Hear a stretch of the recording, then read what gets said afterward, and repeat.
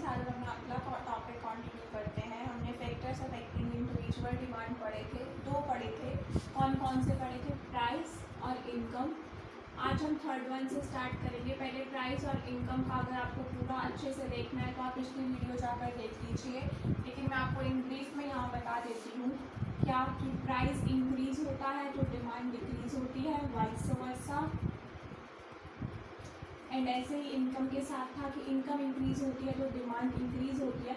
सो हमने इसको ये बोला था कि इसमें पॉजिटिव रिलेशन होता है और इसमें नेगेटिव रिलेशन होता है। ये हम डिस्कस कर चुके थे, बहुत ही ब्रीफली बताया है। अगर आपको विद एग्जाम्पल न्यूमेरिकली देखना है, ग्राफिकली देखना है, इसको कैसे हम ग्राफ प्रिपेयर करते हैं, तो आपको पिछली वीडियो देखनी पड़ेगी। सो प्लीज़ उसे देख लीजिए, तभी आपको ये वाला टॉपिक बिल्कुल क्लियर होगा और ये बहुत इंपॉर्टेंट फैक्टर्स अफेक्टिंग है। सो प्लीज़ एक बार ज़रूर देखिए।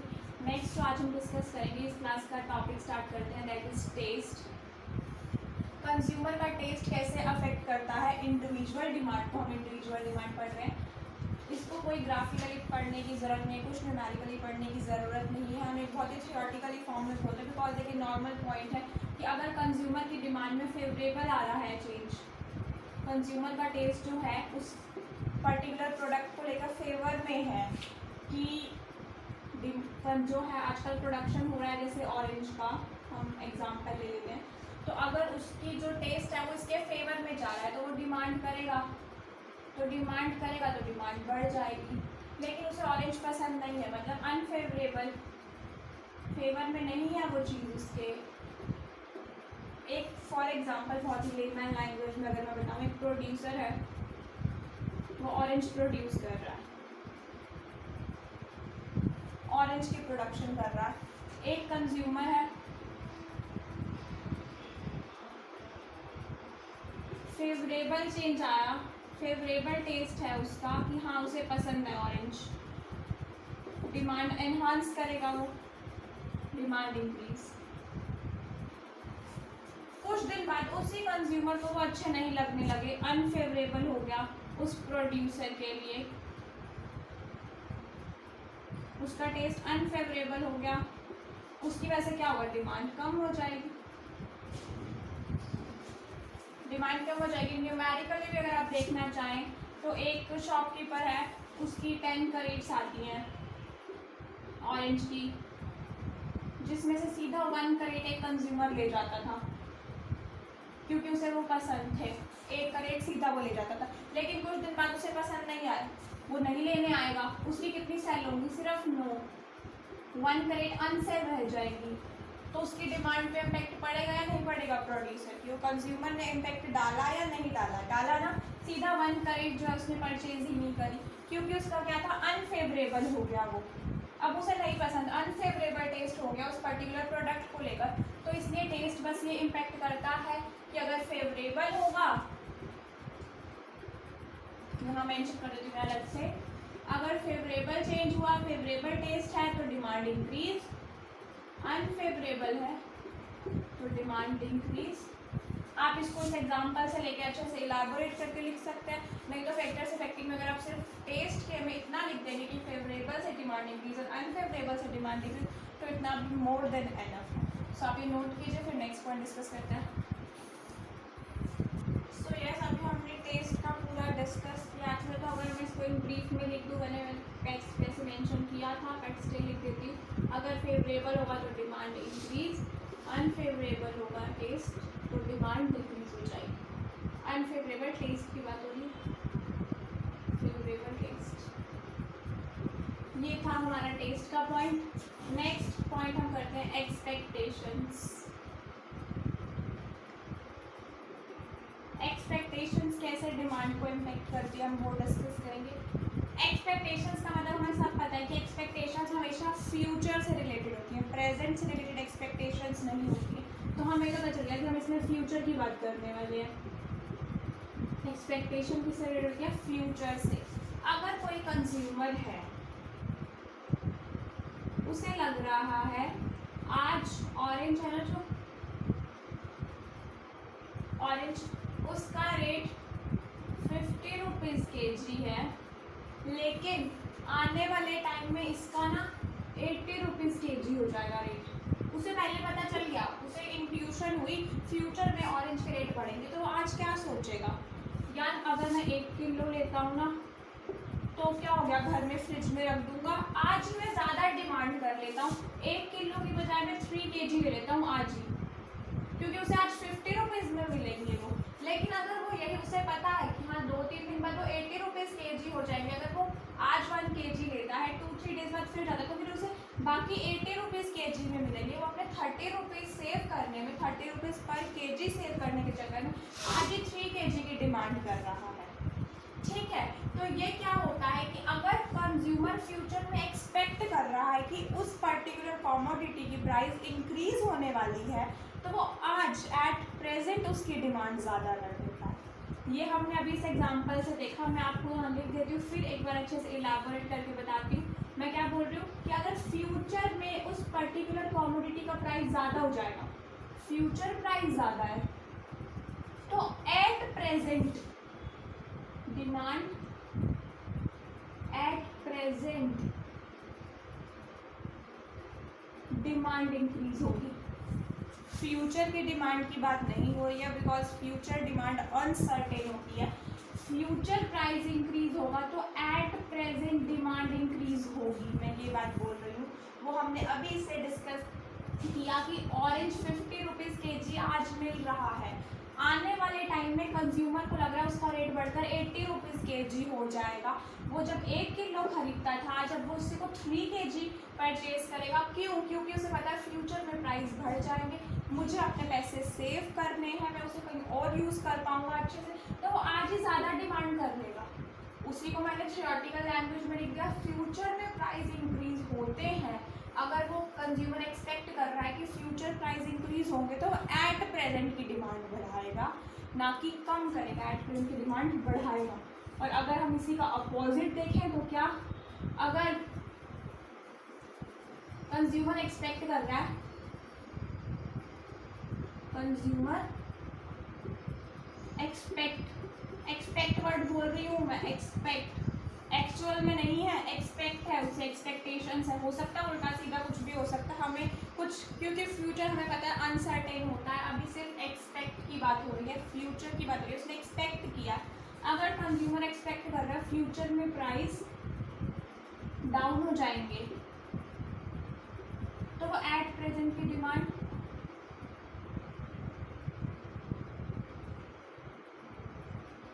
कम कर देगा ना। क्यों कर देगा कम?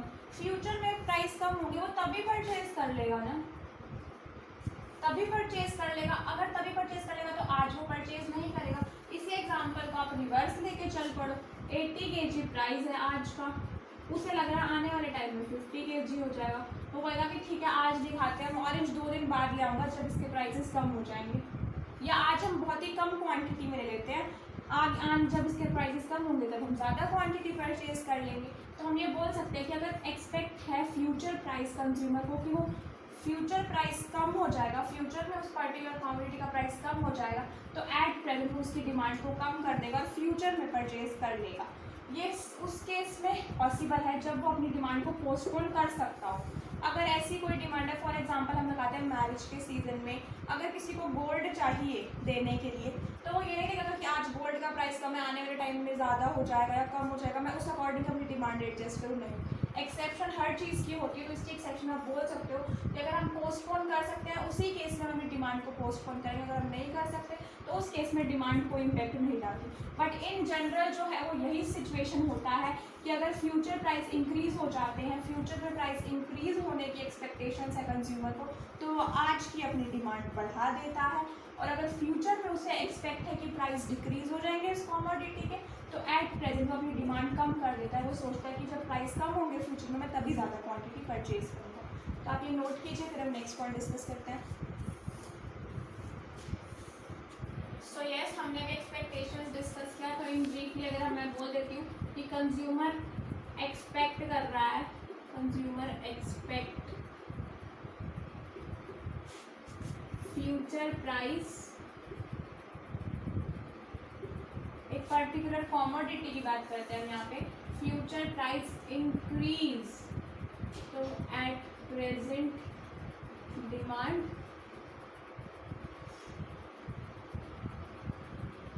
इंक्रीज कर देगा, सॉरी एट प्रेजेंट की डिमांड इंक्रीज करेगा। फ्यूचर प्राइस इंक्रीज तो एट प्रेजेंट की डिमांड भी इंक्रीज। नेक्स्ट, अगर कंज्यूमर एक्सपेक्ट कर रहा है कि फ्यूचर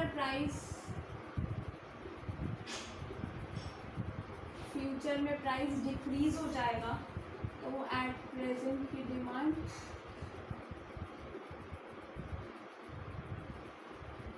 डिक्रीज कर देगा। हम देख रहे हैं एरो सेम लाइन में चल रहे हैं तो बोल सकते हैं हम positive relation.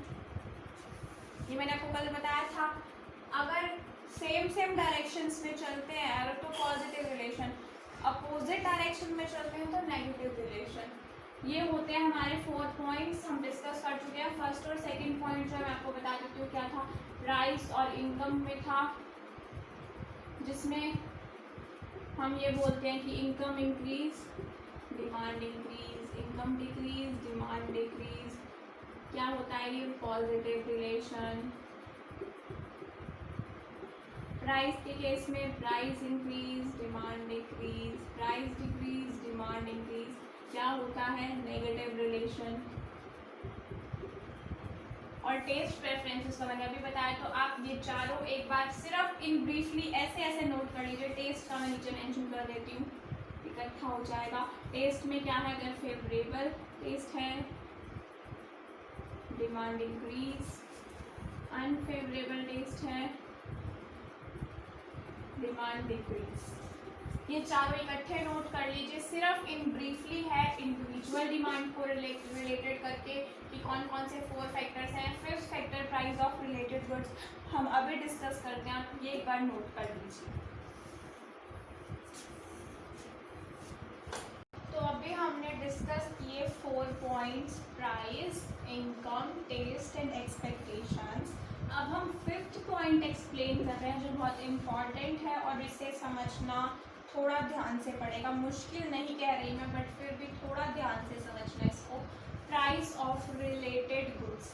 Related goods 2 types के होते हैं, या हम इसको कह सकते हैं 2 पार्ट्स में बाइफर्केट होते हैं। एक होते हैं सब्स्टिट्यूट गुड्स,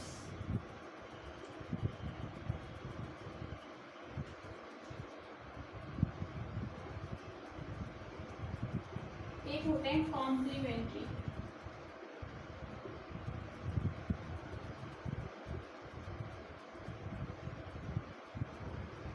इसे भी चार्ट के फॉर्म में करोगे तो आपको इजीली समझ में आएगा। Substitute and complementary. पहले बता दूं, हम पढ़ रहे हैं फैक्टर्स अफेक्टिंग इंडिविजुअल डिमांड का 5th point, price of related goods. इसमें जो हम रिलेशन देखेंगे वो प्राइस और डिमांड का देखेंगे, प्राइस और डिमांड का। वो कैसे देखेंगे वो अभी मैं एक्सप्लेन करती हूँ, बट ये बता दूँ प्राइस और डिमांड का देखेंगे। अभी तक जो हम 4 पॉइंट्स हमने किए हैं उसमें हम इकट्ठा लेकर कभी नहीं चले। प्राइस के केस में हमने प्राइस और डिमांड का देखा, इनकम के केस में हमने इनकम और डिमांड का देखा, टेस्ट के केस में हमने टेस्ट और डिमांड का देखा, एक्सपेक्टेशंस के केस में हमने देखा कि फ्यूचर में प्राइस क्या होगा, उसके डिमांड पे क्या इफेक्ट पड़ेगा एट प्रेजेंट की डिमांड पे। इसमें एट प्रेजेंट का ही प्राइस होगा, एट प्रेजेंट की ही डिमांड होगी, लेकिन प्राइस किसका देखना और डिमांड किसकी देखनी है वो अभी मैं आपको विद एग्जांपल और विद लॉजिक एक्सप्लेन करती हूँ। सबसे पहले हम मीनिंग देखते हैं, substitute good and complementary goods. Substitute goods क्या होते हैं, हम जानते हैं सब्स्टिट्यूट। आजकल हम बहुत ज़्यादा हमारे पीएम साहब जो है उनकी स्पीच सुनते हैं, आत्मनिर्भर बनो। वो क्या बोलते हैं कि जो आप चाइना से एक्सपोर्ट कर रहे हो ना, एक्सपोर्ट कर रहे हो ठीक है, जो आप चाइना से चीज़ इंपोर्ट कर रहे हो उसको इंपोर्ट मत करो, अपनी कंट्री में ही प्रोडक्शन करो। क्या बोलते हैं, इंपोर्ट सब्स्टिट्यूट करो, इंपोर्ट सब्स्टिट्यूशन करो। तो उसी को हम डिस्कस करते हैं, उसी को बोलते हैं सब्स्टिट्यूट गुड्स, कि हम जो इंपोर्ट कर रहे हैं वो वहाँ से इंपोर्ट ना करके अपनी ही कंट्री में प्रोड्यूस करें और उसका जो है वो डिस्ट्रीब्यूशन करें। तो सब्स्टिट्यूट गुड्स क्या होते हैं, जो एक की जगह पर यूज़ हो सके।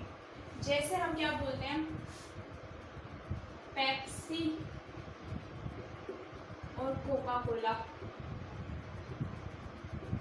एक दूसरे की जगह पे यूज़ हो सकती हैं। आपका कोल्ड ड्रिंक पीने का मन है, पेप्सी नहीं है घर पे, कोका कोला पी ली, कोका कोला नहीं है पेप्सी पी ली। तो क्या है कि जो एक की जगह पर यूज़ हो सकते हैं उन्हें बोलते हैं सब्स्टिट्यूट गुड्स। जो विच substitute goods are those goods which are used in place of each other, जो एक दूसरे की जगह पर यूज हो सकते हैं। टी एंड कॉफी, आपको कुछ गर्म पीने का मन है, टी चाय पत्ती नहीं है, ठीक है, हॉट कॉफी पी लो।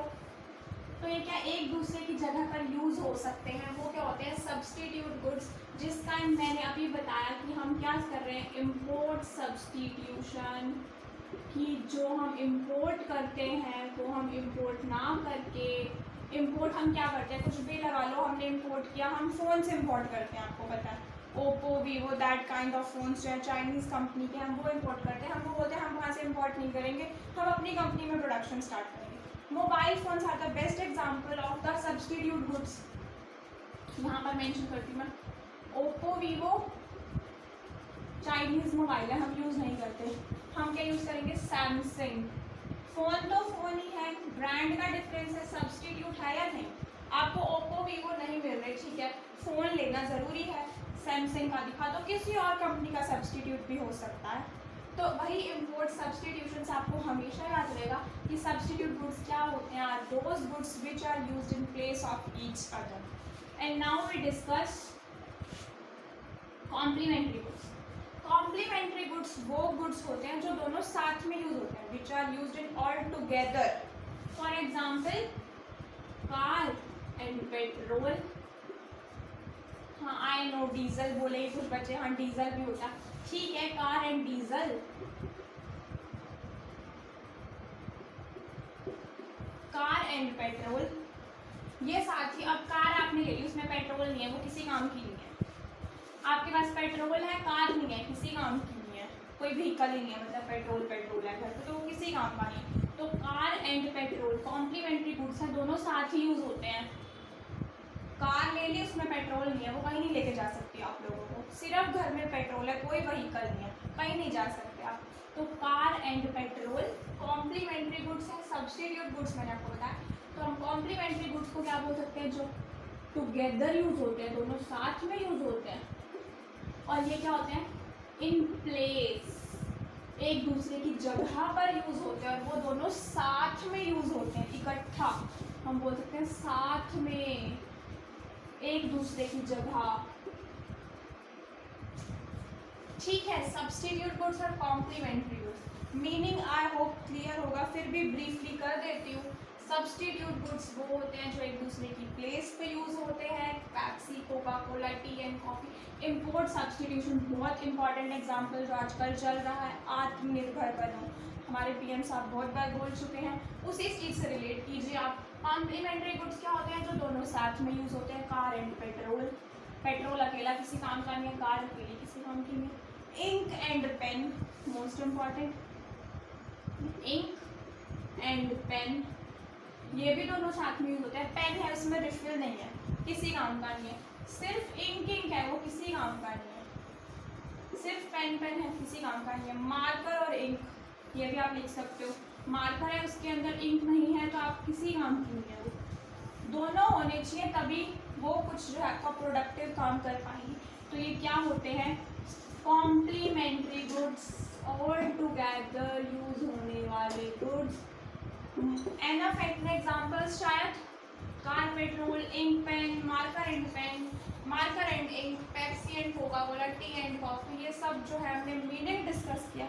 अभी हम इसका कैसे इम्पैक्ट पड़ता है डिमांड पे वो डिस्कस करते हैं। पहले आगे मीनिंग नोट कीजिए।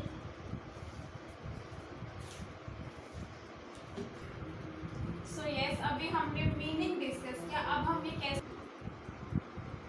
अभी हमने डिस्कस किया सब्स्टिट्यूट और कॉम्प्लीमेंट्री गुड्स का मीनिंग। अब हम डिस्कस करते हैं कि कैसे डिमांड को इम्पैक्ट करते हैं। तो मैंने आपको बताया था इसमें हम प्राइस और डिमांड दोनों चीज़ें लेकर चलेंगे और फिर देखेंगे कि क्या इम्पैक्ट डाल रहा है डिमांड पर, ठीक है।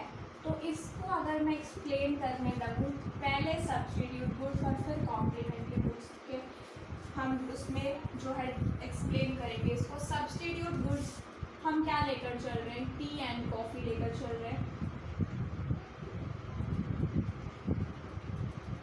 सब्स्टिट्यूट गुड्स हैं, एक दूसरे की जगह पर यूज़ हो सकते हैं, टी एंड कॉफ़ी। इसमें हम क्या देखते हैं, प्राइस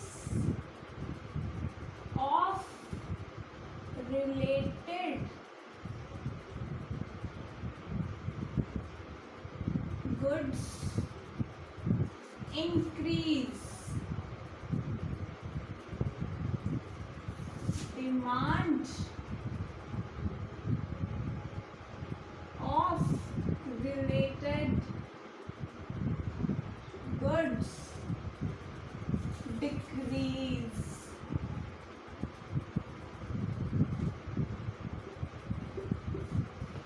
जनरली हम ये मेंशन करके चलते हैं, लेकिन यहाँ ऐसा नहीं होगा। यहाँ होगा प्राइस रिलेटेड गुड्स के इंक्रीज हो रहे हैं ना, तो डिमांड जो है वो रिलेटेड गुड्स की इंक्रीज होगी।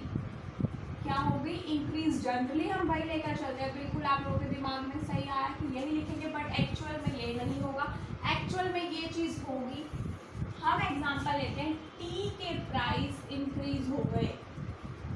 हम क्या लिख सकते हैं, डिमांड ऑफ सब्स्टिट्यूट गुड्स भी लिख सकते हैं, क्योंकि अभी मैंने बताया ना रिलेटेड गुड्स के टाइप में, तो ये लिख सकते हैं। आप विद एग्जाम्पल बता देना, प्राइस ऑफ टी जो है वो इंक्रीज होता है, तो डिमांड जो है वो कॉफ़ी की इंक्रीज होती है। प्राइस टी का इंक्रीज हुआ, डिमांड कॉफ़ी की इंक्रीज हुई। मैंने आपको बताया हम प्राइस और डिमांड दोनों लेंगे, बट मैंने भी कहा था कि किसका क्या लेंगे वो अभी मैंने आपको डिस्कस नहीं किया, तो मैं वो बता रही हूँ कि फॉर एग्जांपल आप अपोजिट भी ले सकते हैं कि प्राइस कॉफ़ी का इंक्रीज हुआ तो ऑफकोर्स मतलब डिमांड टी की इंक्रीज होगी। हाँ, ये चीज़ भी है, लेकिन अभी मैं सिर्फ टी और कॉफ़ी का एग्जाम्पल ले रही हूँ, जिससे मैं बोल रही हूँ कि प्राइस टी की इंक्रीज और जो डिमांड है वो कॉफ़ी की इंक्रीज हुई। क्यों? लगा लीजिए, टी पहले 50 रुपीज़ के जी आती, अब वो 70 रुपीज़ के जी हो गई। अब जो लोग टी पीते थे वो सोचेंगे हमें कुछ गर्म ही तो पीना है, हम कॉफ़ी पी लेते हैं। हम यहाँ पर अपने 20 रुपये वेस्ट क्यों करें, वो भी पर किलोग्राम पे क्यों वेस्ट करेंगे? हम कॉफ़ी पे शिफ्ट हो जाते हैं।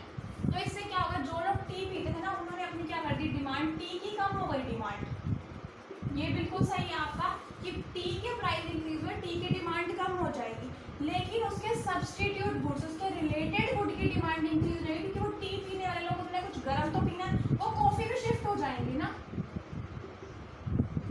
जो पहले कॉफ़ी नहीं पी रहे थे अब वो कॉफ़ी पीने लगे, शिफ्ट हो गए, कॉफ़ी परचेज करने लगे, तो ऑफकोर्स सी बात है इसकी डिमांड इंक्रीज हो जाएगी। प्राइस सिर्फ टी का देखेंगे अभी आप, और डिमांड हम कॉफ़ी की देखेंगे। यही है सब्स्टिट्यूट गुड्स की, एक प्राइस रिलेटेड गुड की एक प्राइस जो है वो इंक्रीज होगी, दूसरे की प्राइस नहीं देखनी, दूसरे की डिमांड देखनी है। क्या कि टी की प्राइस इंक्रीज हुई तो सब्स्टिट्यूट गुड पे क्या इम्पैक्ट पड़ा, सब्स्टिट्यूट गुड की डिमांड पे क्या इम्पैक्ट पड़ा, सब्स्टिट्यूट गुड की डिमांड पे क्या इम्पैक्ट पड़ा, उसकी डिमांड इंक्रीज हो गई। हाँ, उस कॉमोडिटी की डिक्रीज होगी डिमांड, मैं मान रही हूँ, लेकिन सब्स्टिट्यूट गुड की डिमांड जो है वो इंक्रीज होगी। तो हम एक अगर ब्रीफली में अगर इसको लिखें तो क्या कह सकते हैं कि प्राइस टी के इंक्रीज हुए, डिमांड कॉफ़ी की इंक्रीज हुई। टी पे हम इम्पैक्ट नहीं देख रहे क्योंकि हम पढ़ रहे हैं रिलेटेड गुड्स, ये एक दूसरे पे क्या इम्पैक्ट डालते हैं हम वो पढ़ रहे हैं। उस पर्टिकुलर गुड पे क्या इम्पैक्ट डालेंगे वो हम प्राइस वाले पॉइंट में पढ़ चुके हैं कि हम प्राइस और टी का देख रहे हैं, प्राइस और कॉफ़ी का देख रहे हैं, वो हम देख चुके हैं। अब हम रिलेटेड गुड्स पढ़ रहे हैं तो वो क्या बोलता है, प्राइस और टी, प्राइस जो है वो टी का इंक्रीज हो गया तो डिमांड कॉफ़ी की इंक्रीज हो जाएगी। ये होता है सब्स्टिट्यूट गुड्स। बात करते हैं हम कॉम्प्लीमेंट्री गुड्स की। कॉम्प्लीमेंट्री गुड्स और टुगेदर यूज होने वाले गुड्स हैं भाई, ये चीज़ हमें पता है। हमने क्या लिया था, कार एंड पेट्रोल एग्जाम्पल लेकर चले थे हम, इसका स्क्रीनशॉट ले लीजिए, फिर मैं कॉम्प्लीमेंट्री गुड्स बताती हूँ। सो हमने डिस्कस किया सब्स्टिट्यूट गुड्स कैसे इम्पैक्ट करते हैं डिमांड को, जिसमें हमने कहा कि अगर प्राइस टी के इंक्रीज होते हैं तो डिमांड टी की नहीं देखेंगे, ये चीज याद रखना। रिलेटेड गुड्स पढ़ रहे हैं हम, सब्स्टिट्यूट गुड की डिमांड देखेंगे तो डिमांड कॉफी की इंक्रीज होगी। तो हम बोल सकते हैं ना ये पॉजिटिव रिलेशन रखते हैं, दोनों एरो एक ही साइड में जा रहे हैं ना, पॉजिटिव रिलेशन रखते हैं। कॉम्प्लीमेंट्री गुड्स हम दे रहे थे, कार एंड पेट्रोल के बारे में डिस्कस कर रहे थे। अगर प्राइस ऑफ कार इंक्रीज हो जाता है, प्राइस बढ़ गए कार की, कोई कार पहले 5 लाख की आती थी 5.5 लाख की हो गई, कोई भी कार ले सकते हैं आप लोग एग्जाम्पल, कोई कार पहले 5 लाख की, जब 5.5 लाख की होगी उसके प्राइस इंक्रीज हो गए, तो डिमांड जो है ना पेट्रोल की देखेंगे। मैंने अभी बताया हम रिलेटेड गुड्स पढ़ रहे हैं, उसी की नहीं लेंगे हम, दूसरे गुड्स की लेके चलेंगे। डिमांड पेट्रोल की डिक्रीज हो जाएगी, क्यों? किसी फिर वही डिमांड वाला लॉजिक आ जाता है। हमने डिमांड की डेफिनेशन में 3 पॉइंट्स पढ़े थे, able to purchase, willing to purchase, ready to purchase. 5 lakh उसकी जेब में 5 लाख है, अब वो कार 5.5 लाख की होगी तो वो कैसे खरीदेगा? एबल ही नहीं है वो परचेज करने में। जब वो एबल नहीं है परचेज करने में तो कार ही नहीं ली, तो डिमांड पेट्रोल की डिक्रीज हो जाएगी या नहीं हो जाएगी? 5 लाख की जब वो कार थी तो एज्यूम करो 20 कंज्यूमर थे परचेज करने वाले, अब 20 कंज्यूमर में कार परचेज की तो पेट्रोल तो भरवाएंगे, ये तो नहीं है कि बिना पेट्रोल के रखेंगे। 5.5 लाख की हो गई तो एग्जाम्पल लो 50 कंज्यूमर रेडी है फिर सिर्फ परचेज करेंगे, तो 5 कंज्यूमर ने जब कार ही नहीं ली तो वो पेट्रोल की डिमांड को इम्पैक्ट करेगा या नहीं करेगा? करेगा कि पेट्रोल की डिमांड जो है वो डिक्रीज हो जाएगी। हाँ वो चीज़ ठीक है कि कार है, प्राइस बढ़े तो डिमांड कार की भी कम होगी, लेकिन वो मैंने अभी बताया कि वो हम प्राइस वाले पॉइंट पे बैठे हम पढ़ रहे हैं रिलेटेड गुड्स। एक का कमोडिटी का प्राइस बढ़ने पे डिमांड का इम्पैक्ट हम दूसरे गुड पर देखते हैं। यही रिलेटेड गुड्स की पहचान होती है कि एक का प्राइस बढ़ रहा है तो दूसरे की डिमांड पे क्या इम्पैक्ट पड़ रहा है, हम ये पढ़ते हैं रिलेटेड गुड्स में। तो हमने कॉम्प्लीमेंट्री गुड्स में क्या पढ़ा? कार और पेट्रोल का एग्जाम्पल लेकर चल रहे हैं हम, क्या कि प्राइस अगर कार के बढ़े डिमांड पेट्रोल की कम हो जाएगी। एरो अपोजिट डायरेक्शन में जा रहे हैं, नेगेटिव रिलेशन। आई होप समझ आया होगा, फिर भी ब्रीफली बता देती हूँ last time. Substitute goods T और कॉफ़ी लिया हमने। रिलेटेड गुड्स की पहचान यही होती है कि हम एक गुड्स के प्राइस का इम्पैक्ट दूसरे गुड की डिमांड पर देखते हैं। टी के प्राइस बढ़े, कॉफ़ी की डिमांड भी बढ़ जाएगी क्योंकि लोग शिफ्ट हो जाएंगे अपने पैसे बचाने के लिए कि हाँ हम कॉफ़ी पी लेंगे टी की जगह। पॉजिटिव रिलेशन होता है। कॉम्प्लीमेंट्री गुड्स दोनों साथ में यूज़ होने वाली गुड्स को हम कॉम्प्लीमेंट्री गुड्स बोलते हैं। कार और पेट्रोल का एग्जाम्पल लिया हमने, अगर प्राइस जो है वो कार के इंक्रीज़ हो रहे हैं, डिमांड जो है वो पेट्रोल की डिक्रीज़ हो जाएगी फिर लोग कार ही नहीं परचेज करेंगे, तो नेगेटिव रिलेशन होता है इसमें। अभी आप लोग थियोरटिकल पोर्शन रेडी कीजिए, नेक्स्ट क्लास में हम इसको ग्राफिकली प्रेजेंट करने की ट्राई करेंगे और दूसरा नेक्स्ट टॉपिक उठाएंगे फैक्टर्स अफेक्टिंग मार्केट डिमांड। ये हमारे इंडिविजुअल डिमांड के इतने ही पॉइंट्स थे, 5 point. Price, income, taste, expectations और प्राइस ऑफ रिलेटेड गुड्स। इसको थियोरटिकली ज़रूर रिवाइज कीजिएगा और ये वाली वीडियो अच्छे से देखिए। समझ नहीं आ रहा है नोटबुक उठाइए, उसमें थोड़ा बहुत लिखिए और फिर समझिए। फिर भी समझ नहीं आ रहा है कमेंट सेक्शन में मेंशन कीजिए, मैं उसी पर्टिकुलर पॉइंट पे एक वीडियो और बनाऊंगी और आप लोगों को समझाने की पूरी ट्राई करूंगी। और प्लीज़ अगर आपको अच्छी लगी है वीडियो तो लाइक कीजिए, सब्सक्राइब कीजिए और अपने फ्रेंड्स के साथ शेयर कीजिए। सो प्लीज़ नोट कीजिए, कंप्लीट कीजिए।